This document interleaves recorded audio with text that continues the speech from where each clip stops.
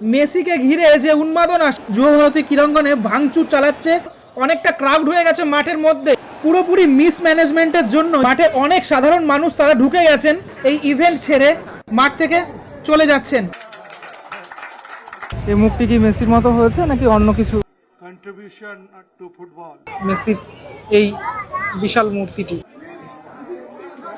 সকাল থেকেই আমরা জানি যে মেসির যে কোট ইন্ডিয়া ট্যুর, চেয়ার থেকে শুরু করে বিভিন্ন অস্থায়ী যে জিনিসগুলো থাকে মাঠের মধ্যে, সেগুলো টোটালটাই ভেঙে এই অবস্থা পুরোপুরি। বাঙালি যে ফুটবল প্রেমী সেটা তো আমরা আগেই জানতাম, তাই জন্যই সব খেলার সেরা বাঙালির তুমি ফুটবল, এই কথাটা প্রযোজ্য। আর পিছনের ফ্রেমটা দেখলেই বুঝতে পারছো সেটা ডিসেম্বরে এই মেসি ম্যানিয়া সেটা কলকাতাতে কতটা। মেসির এই 70 ফুটের যে সুবিশাল মূর্তিটি সেটা আর কিছুক্ষণের মধ্যেই উন্মোচন করবেন মেসি স্বয়ং।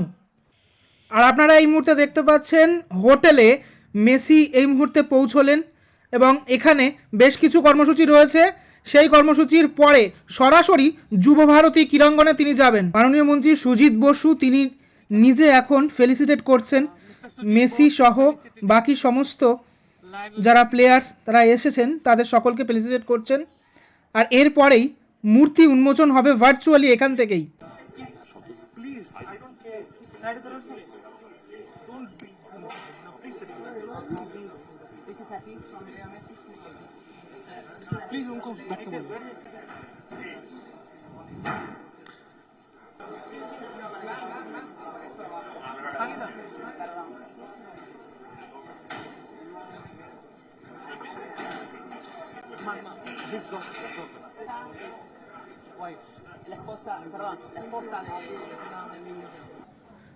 আর এই সেই মুহূর্ত, মেসি নিজের মূর্তি উন্মোচন করছেন।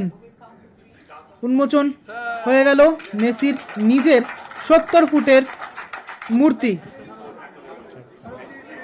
আর সঙ্গে সঙ্গেই এখানে উপস্থিত হলেন বাদশাহ শাহরুখ খান। তাকে দেখতে পাচ্ছেন একসাথে একই ফ্রেমে মেসি এবং শাহরুখ খান, দুজনে কিন্তু একই ফ্রেমে রয়েছেন। এই মুহূর্ত সত্যি একটা মানে স্বর্ণাক্ষরে লিখে রাখার মতোই একটি মুহূর্ত।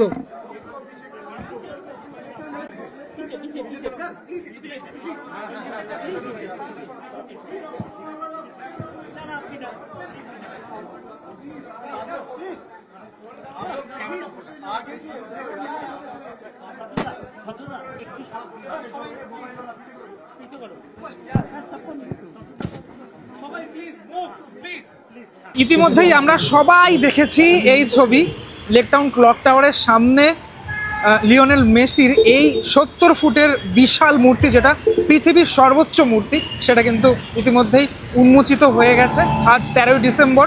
আর আজকে সকাল থেকেই আমরা জানি যে মেসির যে কোট ইন্ডিয়া ট্যুর সেটার জন্য কিন্তু উচ্ছ্বসিত জনতা। লেক টাউন ক্লক টাওয়ারের সামনে মেসির এই বিশাল মূর্তি দেখার জন্য মানুষজন এসছেন বিভিন্ন প্রান্ত থেকে। সত্যি সকাল থেকে এত মানুষজন যারা মেসি পাগল, ফুটবল পাগল মানুষজন তারা এসছেন, বিশেষ করে কচি কাচারা। তারা দেখেছো হাতে আর্জেন্টিনার পতাকাও রয়েছে, যেটা তৈরি করেছেন আমাদের কলকাতারই কুমারটুলির শিল্পী মন্টি পাল, তিনি কিন্তু তৈরি করেছেন। সত্যি আজকের এই যে মুহূর্ত সেটা কিন্তু স্বর্ণাক্ষরে লেখা থাকবে, মানে কলকাতাতে এত বড় অনুষ্ঠান, এই মেসিকে ঘিরে উন্মাদনা, মানে বড় বড় জায়ান্ট স্ক্রিন রয়েছে দুটো, তো মেসিকে ঘিরে এই যে উন্মাদনা সেটা সত্যি মানুষজন, আমি যখন আসছিলাম বাসে করে দেখছিলাম মানুষজন মানে এই লেক টাউন ক্লক টাওয়ারের এদিক থেকে টোটাল এই মূর্তিটি দেখা যায়, যেহেতু তারা কিন্তু একবার হলেও অন্তত জানলা দিয়ে যে কোনো ভেহিকেলই তারা আসুক না কেন তারা কিন্তু দেখছিলেন এই মেসির সুবিশাল মূর্তি। একটু এই অ্যাঙ্গেল থেকে দেখানোর চেষ্টা করি, ওদিক থেকে তো তোমাদেরকে দেখালাম, এবার এদিক থেকে একটুখানি দেখাই কীরকমটা লাগছে মেসির এই বিশাল মূর্তিটি। দেখো তো হালকা হালকা যে দাড়ি সেটাও কিন্তু এখানে দেখা যাচ্ছে মেসি, এবং হাতে ওয়ার্ল্ড কাপ নিয়ে রয়েছেন।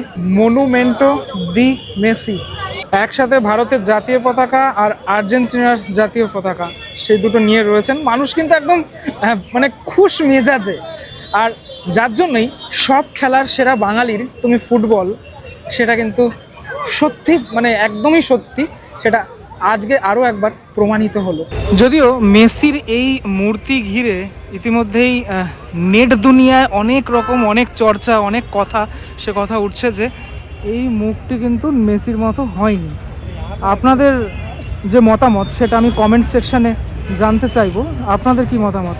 এই মুখটি কি মেসির মতো হয়েছে নাকি অন্য কিছু, মানে অন্য কারোর মতো দেখতে লাগছে? অনেকে বলছেন এটা নাকি হৃত্বিক রোশনের মতো দেখতে লাগছে। আপনাদের মতামত অবশ্যই আমাকে কমেন্টে জানান। তবে মেসি ঝড় সেটা তো শুধুমাত্র লেক টাউন জুড়ে নয়, সারা ভারতবর্ষ জুড়ে, সারা বিশ্ব জুড়ে। এখনও এখানে অনেক মানুষজন রয়েছেন, তারা মেসির এই 70 ফুটের মূর্তির সাথে ছবি তুলছেন। তার কারণ এত বড় মূর্তি সারা পৃথিবীতে তো আর কোথাও নেই। এবার চলে যাব সরাসরি স্টেডিয়ামে। যুবভারতী ক্রীড়াঙ্গনে মেসির গাড়ি ঢুকছে, সেই ছবি আপনাদেরকে দেখাচ্ছি। প্রচুর ভিড়ভাট্টা রয়েছে, জনসমাগম, সে জনসমাগম হয়েছে। আর সকল দূর দূরান্ত থেকে মানুষজন এসছেন। গাড়ি একদম যুবভারতী ক্রীড়াঙ্গনের ভিতরে। আর মেসিকে ঘিরে যে উন্মাদনা সেটা চোখে পড়ার মতো। মেসির চারপাশে অনেক মানুষকে দেখা যাচ্ছে। 3 জন প্লেয়ার তারা রয়েছেন যেরকম, তার আশেপাশে নিরাপত্তারক্ষী তারাও রয়েছেন, কিন্তু এই নিরাপত্তার বলয়টা অনেকটা বিস্তৃত নয়। শতদ্রু দত্ত, যিনি এই টোটাল ইভেন্টের ম্যানেজমেন্টের দায়িত্বে রয়েছেন, তাকেও দেখা যাচ্ছে মেসির সাথে।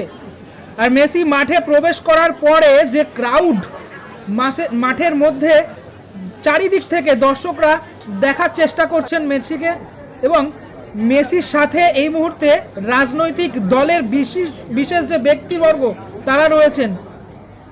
বিভিন্ন প্লেয়ার তারা সাইন করাচ্ছেন, এবং শতদ্রু দত্ত তিনি কিন্তু এই মুহূর্তে দেখতে পাচ্ছি যে এই সাইন করানোটাকে খুব একটা ভালো চোখে দেখছেন না, তার কারণ অনেকটা ক্রাউড হয়ে গেছে মাঠের মধ্যে। এখানে রাজনৈতিক বিভিন্ন ব্যক্তিবর্গ তাদেরকেই বেশি দেখা যাচ্ছে, এবং মেসিকে দর্শকের আসন থেকে দর্শকরা খুব কম দেখতে পাচ্ছেন, এমনটাই দর্শকদের অভিযোগ।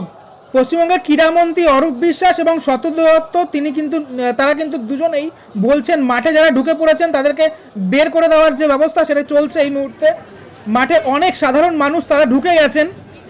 এই ইভেন্টের ক্ষেত্রে সাধারণ মানুষের মাঠে এইভাবে ঢোকার কোনো পারমিশন থাকে না, তার কারণ মোস্ট ভিভিআইপি। আর ঠিক সেই কারণের জন্যই মেসি এই মুহূর্তে এই ইভেন্ট ছেড়ে মাঠ থেকে চলে যাচ্ছেন। পূর্ব নির্ধারিত প্ল্যান অনুযায়ী মুখ্যমন্ত্রী মমতা বন্দ্যোপাধ্যায় তারও মাঠে আসার পরিকল্পনা সেটা ছিল, কিন্তু এই গন্ডগোল হওয়ার ফলে তার কনভয় রাস্তা থেকেই ব্যাক করে যায়, তিনি আর আসেননি মাঠে।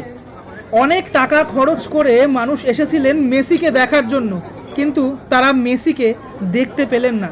মেসির চারপাশে এত মানুষজন, তার জন্য তারা মেসিকেই দেখতে পেলেন না। যে বলয়টা, সে বলয়টা অনেকটা যদি বড় করা হতো তাহলে হয়তো মেসিকে দেখতে পাওয়া যেত। বা আমরা যেরকমটা শুনেছিলাম যে মেসিকে একটা হুড খোলা জিপে পুরোপুরি প্রদক্ষিণ করানো হবে এই যুবভারতী ক্রীড়াঙ্গনে, কিন্তু সেটাও সম্ভব হয়নি। এমনকি বলিউডের বাদশাহ শাহরুখ খান, তাকেও কোনোভাবে মাঠে দেখতে পাওয়া যায়নি।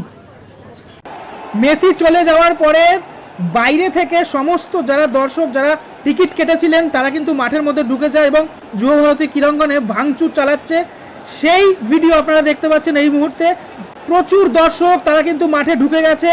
চেয়ার থেকে শুরু করে বিভিন্ন অস্থায়ী যে জিনিসগুলো থাকে মাঠের মধ্যে, সেগুলো টোটালটাই ভেঙে এই অবস্থা পুরোপুরি। কেউ 5,000 টাকা, কেউ 12,000 টাকা, কেউ আবার 30,000 টাকা টিকিট কেটে মেসির এই বোট ট্যুরে অংশগ্রহণ করেছিলেন, কিন্তু কেউ তারা দেখতে পাননি। তাই জন্য তারা ক্ষোভ উগড়ে দিয়েছেন এবং তারা ক্ষোভেই এই কাজ করেছেন।